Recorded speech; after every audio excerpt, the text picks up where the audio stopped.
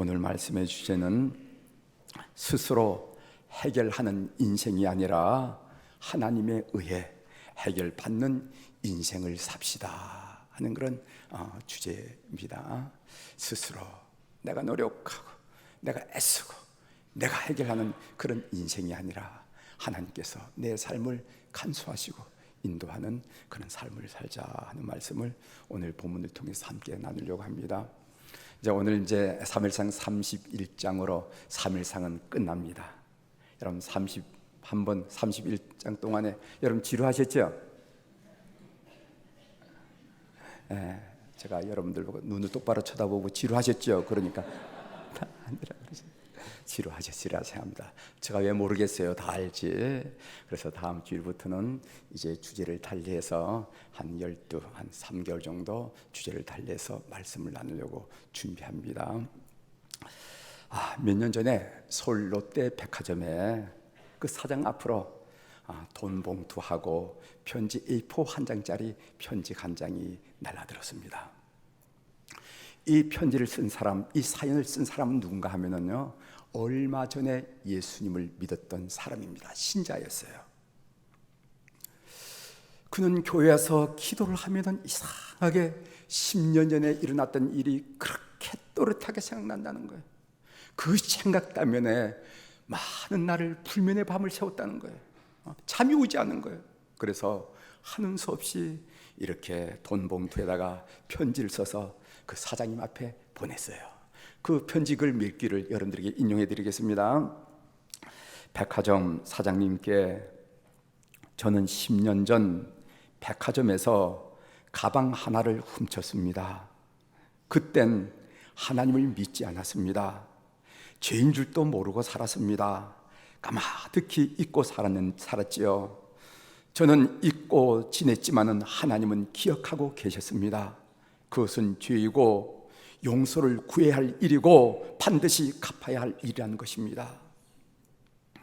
그는 하나님이 그렇게 지적함에도 불구하고 모른 척 덮어두려고 했습니다. 그런데 기도하면 할수록, 교회에 나오면 나올수록 또렷하게 그날의 현장이 기억나게 하셔서 견딜 수가 없다고 고백했어요. 하나님을 몰랐을 때는 대수롭지 않은 작은 일, 작은 죄점으로 여겼는데 하나님을 알고부터, 하나님을 만나고부터 그 이후에는 엄청난 죄로 자기 삶을 압박하는 겁니다. 그래서 털어놓는다는 거예요. 하나님을 알고부터 이대로 살 수 없었습니다. 부디 이 돈을 받아주시기 바랍니다.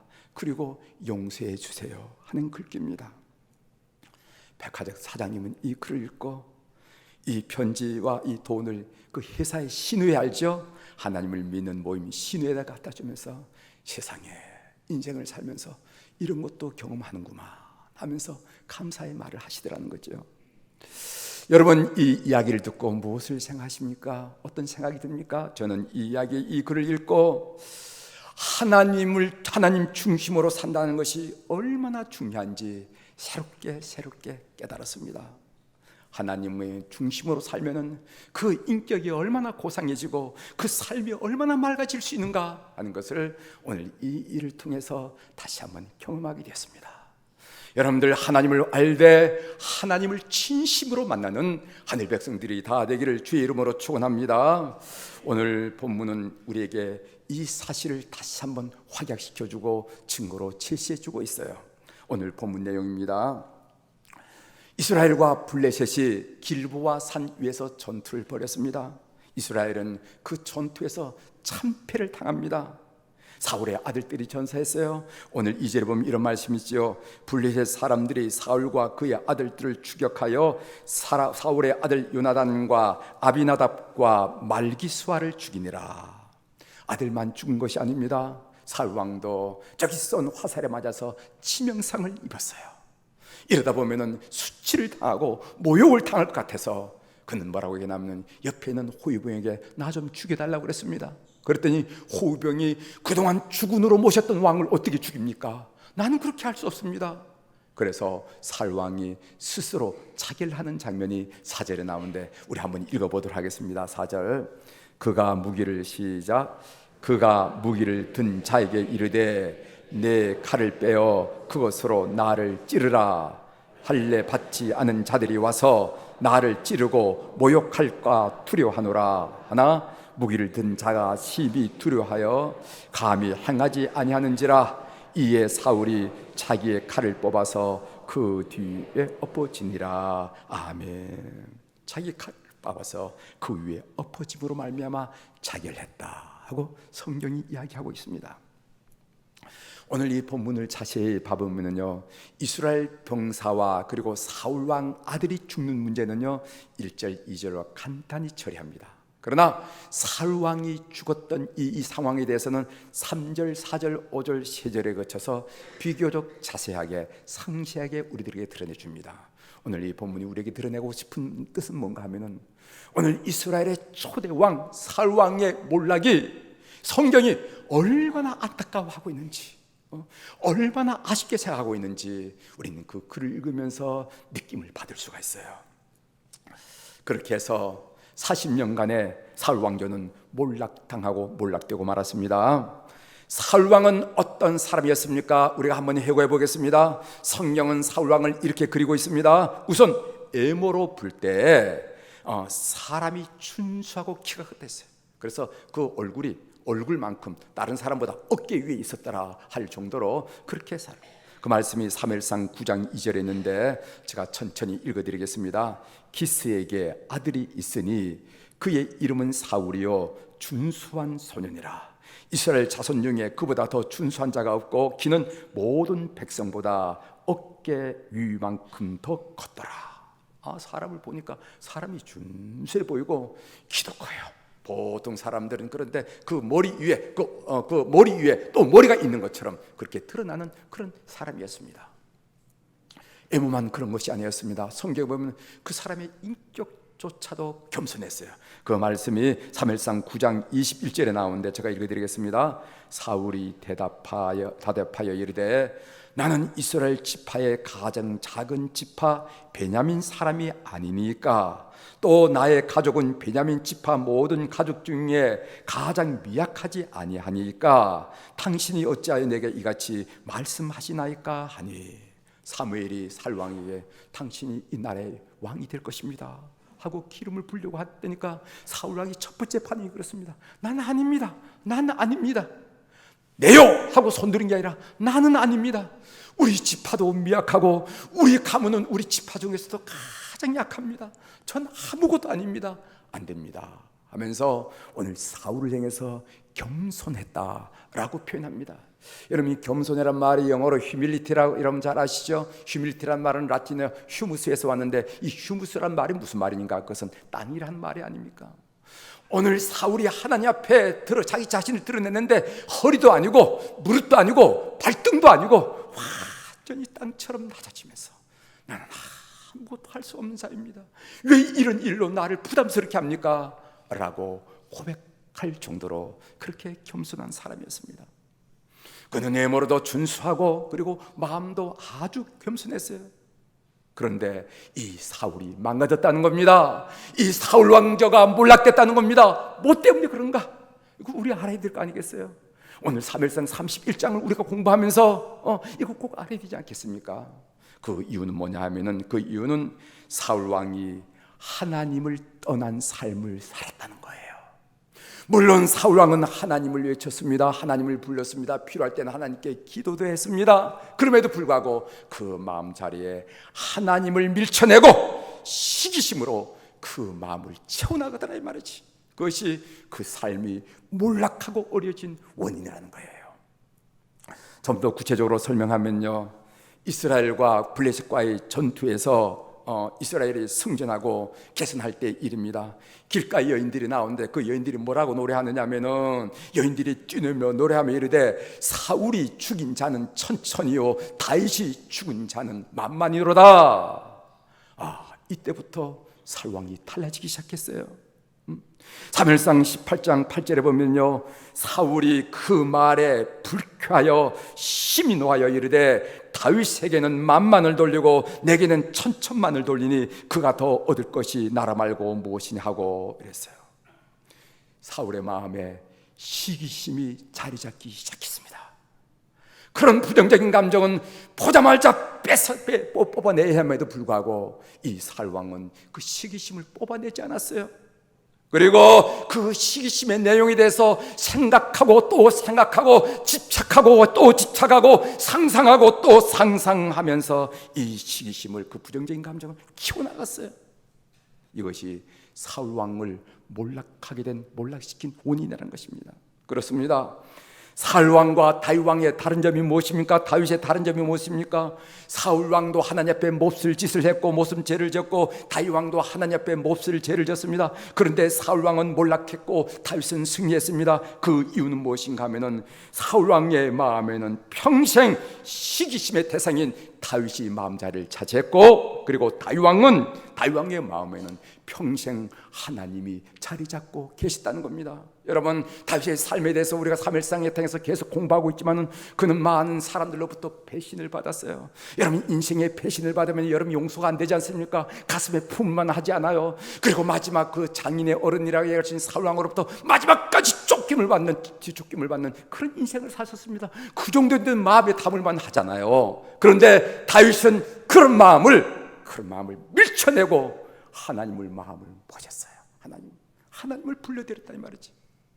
미워하는 마음, 시기하는 마음, 질투하는 마음, 증오하는 마음, 이런 마음을 다 없애버리고 마음속에 하나님을 모셔드렸다. 그 하나님의 모셔드렸던 그 고백이 시편 150편 중에 반을 차지하는 다윗의 고백이 아니냐 이 말이지. 여러분, 이 말씀이 우리에게 도전을 줍니다. 여러분, 한번 새겨보시길 바랍니다. 어떤 사람은요 평생 분노로 그 마음을 채웁니다. 어떤 사람은 평생 억울함으로 그 마음을 채웁니다. 어떤 사람은 평생 섭섭함으로 그 마음을 채웁니다. 어떤 사람은 평생 미움으로 그 마음을 채웁니다. 어떤 사람은 평생 극복하지 못한 과거로 그 마음을 채웁니다. 어떤 사람은 평생 반복되는 죄의 습성을 끊지 못하고 그 습성으로 마음을 채웁니다. 어떤 사람은 평생 즐기고 질긴 악의 뿌리로 그 마음을 채웁니다. 혹시 우리에게는요 하나님 대신 여러분 마음을 장악하고 여러분 마음에 자유를 주지 못하는 그런 부정적인 생각들, 부정적인 감정들이 없는지 한번 점검해 보시기를 바랍니다. 그래서 지 엘리어트라 하는 사람이요, 인간은 5가지 감옥 속에 산다고 그랬습니다. 그 5가지가 뭐냐면요, 첫 번째로는요 이기주의의 감옥에 산다는 거예요. 이기주의의 감옥. 이기주의가 뭡니까? 그러는 이웃도 안 보이고 친구도 안 보이고 형제 자매도 안 보이고 오로지 자기만 알고 자기 가족만 아는 삶, 이걸 보고 이기주의라는 거예요. 뭐 아사가 어떻게 됐다는 뭐 그건 나하고 상관이 없어. 그럼 가보다지. 그들이 죽든지 살든지 나온 상관이 없어. 이것을 감옥이라고 표현했습니다. 두 번째로는 근심의 감옥입니다. 근심이 떠날 날이 없어요. 그 정도면 살만한데 근심이 그 얼굴을 떠나지 않는단 말이지. 근심도 팔자란 말이 있는 것처럼요 얼굴에 근심을 달고 다니는 사람이 있더라 이 말이지. 세 번째로는요 과거라는 감옥입니다. 불행했던 과거, 상처받았던 과거, 실패했던 과거로 그 마음이 점령당합니다. 훌 털어버리고 일어날 것 같지만은 과거 때문에 웃음을 잃어버리고 그리고 자신감을 잃고 밝은 내일의 꿈을 꾸지 못한 사람들이 있다는 겁니다. 네 번째로는요 남의 것만을 좋아하는 선망의 마음, 선망의 감옥이라. 선망의 감옥. 누구 집은 어떻고, 누구 남편은 어떻고, 누구 자식들은 어떻고, 누구의 직장은 어떻고, 그 선망의 감옥에서 벗어나지를 못하는 거예요. 이런 사람은요 인생에서 감사라는 단어를 상실하고 사는 사람이에요. 자기 가정이 좋은 줄 모릅니다. 자기 가족이 귀한 줄 모릅니다. 자기 직장이 좋은 줄 몰라요. 심지어 자기 교회가 좋은 줄 모르는 사람도 있어. 자기 교회가 얼마나 좋은지, 자기 국가가 좋은 줄 모르는 사람이 있어. 마지막으로 미움, 시기, 질투의 감옥이라 지적했습니다. 이제는 해방되셔야 됩니다. 이제는 우리가 자유로워져야 됩니다. 이제는 그런 부정적인 감정과 사고로부터 자유함을 얻고 벗어나야 됩니다. 평생 갖고 있는 이런 부정적인 것들이 우리를 웃을 수도 있음에도 불구하고 울게 만들고 휘파람을 불면서 살 수 있게 살 수 있는 삶에도 불구하고 한숨을 짓게 만들고, 그리고 분명히 행복하게 살 수 있음에도 불구하고 불행을 토로하고 불행하게 사는 것들이라는 것을 우리가 알게 됩니다. 결국 이것들이 우리의 삶을 무너뜨리더라 이 말이죠. 오늘 본문이 우리에게 주고자 하는 교훈은 무엇인가? 하나님 없는 삶은 몰락하고 만다는 것입니다. 이것이 사무엘상 1장에부터 31장까지 계속하는 얘기가 그거예요. 하나님 없는 삶은 몰락한다는 겁니다. 하나님 있는 삶이 내일이 밝아진다는 거예요. 열려진다는 겁니다. 그래서 사무엘하에 바로 하나님을 중심으로 삶을 살았던 다윗의 삶이, 그 왕국이, 신성 왕국이 연결되는 거 우리가 보지 않냐 이 말이지. 그 하나님, 때로는 보이지도 않고 때로는 손에 잡히지도 않고 때로는 느껴지지도 않는 하나님이지만은 그 하나님이 없는 삶은 몰락하고 맙는다. 우리 삶에서 하나님을 진정으로 회복해라 하는 메시지가 바로 사무엘상 31장에 걸쳐지는 말씀이에요. 링컨은 이런 말을 한 적이 있습니다. 하나님 없는 중등교육은 작은 도둑을 만들고 하나님 없는 고등교육은 큰 도둑을 만들 뿐이다. 이렇게 했어요. 여러분 섬찟하지 않나요? 여러분 자녀들 어떻게 여러분 키우고 계십니까? 하나님이 없는 중등교육은 작은 도둑을 만들 뿐이고 하나님 없는 고등교육, 대학원을 공부한 사람은 큰 도둑 만들 뿐이라는 거예요. 시골에서 난 놓고 기억자도 모르는 사람이 죄를 지으면요, 옆에 사람 한두 사람 괴롭힐 뿐이에요. 그렇지 않습니까? 그러나 배운 사람이 죄를 지으면요, 나라를 들썩들썩하는 것 같아요. 나라를. 하나님 없는 사람 이렇게 만든다. 하나님이 해답임을 믿는 여러분들이 되길 바랍니다. 그 삶이 하나님에 있느냐, 그 삶에 하나님이 계시느냐, 하나님이 계시지 않아 너무너무 중요해요. 여러분 성경에서 제가 예를 한번 들어보겠습니다. 여러분 아브라함과 그의 조카 롯은 동시대 동일한 환경에서 살았던 사람입니다. 삼촌 조카 사이니까. 그런데 아브라함은요, 하나님 중심의 삶을 살았습니다. 하나님이 오라면 왔고 하나님이 가라면 갔어요. 여러분 창세기 12장 1절에 보면은 여호와께서 아브라함에게 이르시되 너는 너의 고향과 친척과 아버지의 집을 떠나 내가 너에게 보여줄 땅으로 가라. 아브라함은요, 하나님을 의지해서 자기 친척, 그리고 본토, 친척, 아버지 집 떠나서 아멘 하고 갔습니다. 그는 하나님을 의지해서 비옥한 요단뜰을 포기하고 헤브론 산지를 선택하기도 했습니다. 창세기 13장 18절에 보면은 이에 아브라함이 장막을 옮겨 헤브론에 있는 마므레 상수리 숲에 이르러 거주하며 거기서 여호와를 위하여 제단을 쌓았더라. 윤택한 땅, 요단 계곡을 포기하고 저 산지로 올라갔다는 겁니다. 왜? 하나님이 가라 하니까, 하나님이 중요하니까, 하나님이 명령하셨으니까. 결국 그는 믿음의 조상이 되었음을 여러분 아시지 않습니까? 반면 롯은 돈을 따라가는 인생을 살았습니다. 창세기 13장 10절에 보면은 이에 롯이 눈을 들어 요단 지역을 바라본즉 소알까지 온 땅에 물이 넉넉하니 여호와께서 소돔과 고모라를 멸하시기 전이었으므로 여호와의 동산 같고 애굽 땅과 같았더라. 이렇게 고백하고 있어요. 쳐다보니까 요단 계곡에 물이 척척 흐르고 물이 넉넉하고 그 물 주변에 말입니다, 들에 그 불이 쫙 깔린 들판이, 야 저기서 소 키우면 좋겠구나, 거기서 양 키우면 좋겠구나, 평생 후회하지 않겠구나, 좋다. 그래서 그걸 선택했어요. 여러분 평생을 돈을 따라갔으면요, 그 결과 거부가 돼야 되지 않습니까? 그래야 되지 않겠어요? 여러분들이 무슨 어떤 전문 분야로 10년 20년 공부하면 그게 이렇게 서는 것처럼 평생 돈을 따라갔으면 그 여유가 있는 삶을 살아야 될 거 아니냐 말이지. 이게 상식이 아니야. 그런데 롯은 몽땅 잃고 맙니다. 재산을 잃은 것은 물론이거니와 사랑하는 아내까지도 돈 때문에 잃어버리고 맙니다. 창세기 19장 26절이죠. 롯의 아내는 뒤를 돌아보았으므로 소금 기둥이 되었더라. 롯은 노년에 많이 생각했을 것입니다. 그리고 후회했을 것입니다. 그리고 부러워했을 것입니다. 우리 삼촌 아브라함은 그때 저 헤브론 산지를 선택했는데 아브라함은 점점 융성하고 풍성하고 은혜로운 생활을 하는데 나는 왜 이렇게 점점 내 사랑하는 아내까지 잃어버리고 이 신세가 이렇게 되는가? 아마 프로레스를 생각합니다. C.S. 루이스는 이렇게 말했어요. 하나님을 조준하라. 하나님을 조준하라는 말은 하나님을 죽이란 말이 아니라 하나님을 지향하라는 거예요. 하나님을 지향하라. 그러면 결국 땅도 얻게 된다. 이렇게 말했습니다. 20세기의 지성이 아니에요. 믿는 여러분들이 되시길 바랍니다. 하나님을 지향하고 그래서 결국 땅도 얻는 축복이 우리 교우들에게 있기를 바랍니다. 2차 대전 이후에 유대인들의 최대 명령일인 6월절 알죠? 6월절이 되면 그들이 부르는 노래가 하나 있습니다. 그 노래 제목이 뭐냐면 아니마인이라 하는 노래. 아니마인 들어보신 분 있을 거예요.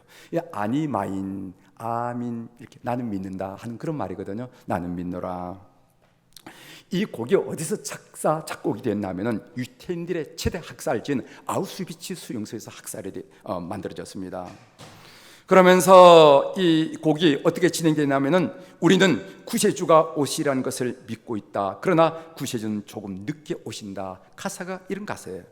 그들은 이 노래를 부르면서 어떤 사람은 가스실로, 어떤 사람은 생체 실험실로, 어떤 사람은 총살 현장으로 행진했습니다. 어느 날 젊고 유능한 한 유대인 의과 의사가 아우슈비츠 수용소에 수감되었어요. 그는 이 노래를 부르면서 가스실과 생체 실험실을 향해서 죽음의 행진을 하고 있는 동족들의 행진을 보았습니다. 그리고 언젠가는 자기 자신도 이 노래를 부르며 머지않아서 가스실로 끌려가게 될 것이다. 이런 것을 알고 있었어요. 어느 날 노동 시간에 이 의과 의사는 흙 속에 파묻힌 깨진 유리병 조각을 숨겨 가지고 왔습니다. 그리고 그날부터 그는 매일 그 유리병 조각에 날카로운 면으로 하루 2번씩 면도를 했어요. 면도를 아침에 일어나서 다른 사람 다 일어나 면도를 했어. 피가 날 정도로. 여러분 유리 조각으로 면도하면 말입니다. 우리 그저 뭡니까 이 도둑 뭐라고 그러죠? 그걸로도 면도해도 이 흉터가 날 수 있는데 유리 조각 뭐냐면 살에 피가 안 나겠습니까? 피가 나도록. 저녁에도 또 하고 그랬어. 저녁에도. 그를 제외한 모든 남자들은 죽음의 목전에서 삶을 포기하고 절망한 채 수북하게 자란 수염으로 흉측한 얼굴을 하고 있을 때 이 의과 의사는요 삶을 포기하지 않고 말끔한 얼굴과 초롱초롱한 눈빛을 가지고 있었습니다. 오후가 되면은 나치들이 유대인 중에서 몇 명을 처형하도록 이렇게 뽑아 나가는데 그들은 의과 의사의 턱을 볼 때마다 차마 그를 가스실로 불러들일 수가 없었어요. 왜냐하면은 잘 면도된 그 턱 때문에 삶의 의지가 넘쳐 있고 그리고 아주 쓸모 있는 인간이라 하는 그런 이미지를 주었고 그리고 그를 죽이는 것은 너무 이르다, 아직 이르다 하는 그런 생각을 줘요. 그래서 나치가 사람을 이렇게 뽑을 때 이 덥수룩해서 짐승 같은 놈들 그런 거 뽑는 거예요. 그런데 턱이 매끈하고 눈이 초롱초롱하고 삶의 의지가 있고 이런 사람 감히 불러내지 못하는 거예요. 왜 불러내지 못하냐면은 뭔가 미래가 있어 보이고 저 사람은 아직까지 죽여서는 안 된다 하는 그런 생각 때문에 그렇게 했어요. 그래서 이 의과서는 어떻게 되냐면은요 의사는 나치가 완전히 패망할 때까지 살아남았습니다. 그의 비망록에 쓴 이렇게 글이 있습니다. 고통 속에서 죽음을 선택하는 것은 가장 쉽고 나태한 방법이다. 우리가 힘들고 고통스러우면 죽어버리지 이런 얘기 하잖아요. 고통 속에서 죽음을 선택하는 것은 가장 쉽고 나태한 방법이다. 죽음은 그리 서두를 일 것이 못 된다. 죽음 앞에서 살아남으려고 하는 의지, 이것이야말로 주님이 원하시는 새로운 창조다. 하나님이 원하시는 건 뭐냐 하면 어려운 환경에서 죽어버리지 하는 것이 아니라 그래도 살아가는 의지를 갖는 것을 하나님이 기뻐하신다 이런 얘기입니다. 이 의과 의사가 살아서 나올 때 아우슈비츠를 떠날 때 그의 소지품은 단 2가지였습니다. 하나는 뭐냐면 그의 비망록과 유리 조각이었어요. 그 비망록에 정작 인간을 죽게 하는 것은 질병이 아니라 절망과 근심입니다. 이렇게 얘기했어요. 정작 인간을 죽게 하는 것은 질병이 아니라 절망과 근심입니다. 여러분 보십시오. 노래 가사가 어떻게 다릅니까? 둘 다 하나님을 이야기하고 있어요. 그런데 다릅니다. 우리는 구세주가 오시리라는 걸 믿고 있다. 그러나 구세주는 조금 늦게 오신다 라는 가사에는 하나님의 신실하심에 대한 회의가 배어 있습니다. 하나님의 신실하심에 대한 회의는 결국 우리에게 무엇을 갖다 주냐면 절망을 갖다 주는 거예요. 절망을 갖다 주는. 반면 난 구세주가 오시라는 것을 믿고 있다. 주님이 늦게 오시는 것이 아니라 다만 내가 성급할 뿐이다 라는 가사에는 자신의 믿음에 대한 반성이 묻어 있다는 겁니다. 어떻게 하든지 하나님을 향한 자신의 믿음을 다잡으려고 회복하려고 하는 그런 고백이 나와 있다는 것이죠. 자신의 믿음에 대한 반성은 결국 희망을 가져오더라는 것입니다. 신앙생활이라는 게 도대체 뭐냐? 신앙이라는 것은 주님을 온전히 신뢰하고 내 문제를 맡기는 싸움입니다. 보이지 않는 하나님, 그분이 내 인생의 진정한 실세임을 믿고, 진정한 실체임을 믿고, 진정한 절대 주권자임을 믿습니다. 이를 악물고 그분을 붙들고 끝까지 기도하고 끝까지 견디고 끝까지 기대하고 끝까지 기다리는 것, 이것을 믿음이라 그랬다는 것이죠. 그것을 오늘 우리는 스스로 해결하는 인생이 아니라 하나님에 의해서 해결받는 인생이라고 주제로 설정을 했습니다. 하나님 중심으로 사는 여러 교우들이 되기를 주의 이름으로 축원합니다.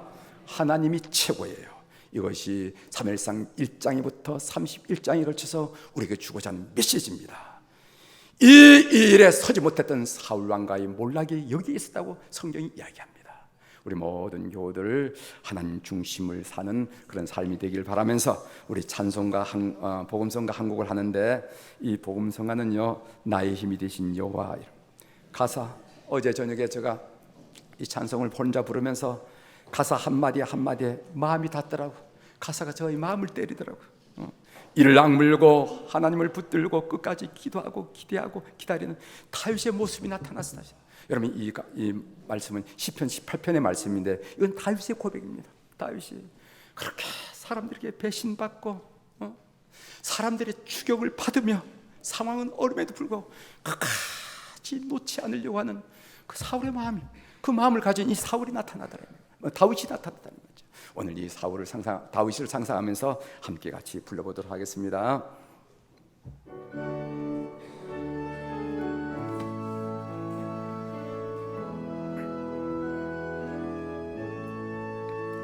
나의 힘이 되신 여호와여, 내가 주님을 사랑합니다. 주는 나의 반석이 되며 나의 요새지라. 주는 나를 건지시는 나의 주, 나의 하나님, 나의 피할 바위시오, 나의 방패시라. 나의 하나님, 나의 하나님, 구원의 뿌리시오, 나의 사성이라. 나의 하나님, 나의 하나님, 그는 나의 여호와, 나의 구세. 2절, 나의 생명이신 여호와여, 내가 주님을 찬양합니다. 주는 나의 사랑이시며 나의 의지시라. 주는 나를 이끌 이끄시어 주의 길 인도하시며 나의 생의 목자 되시니 내가 따르리라. 나의 하나님, 나의 하나님, 생멸의 멸류관으로 내게 씌우소서. 나의 하나님, 나의 하나님,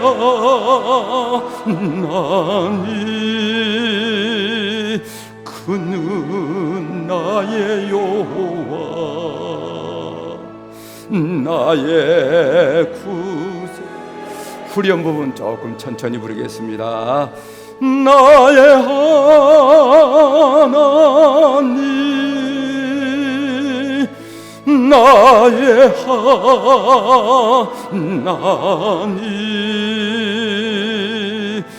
그는 나의 여호와, 나의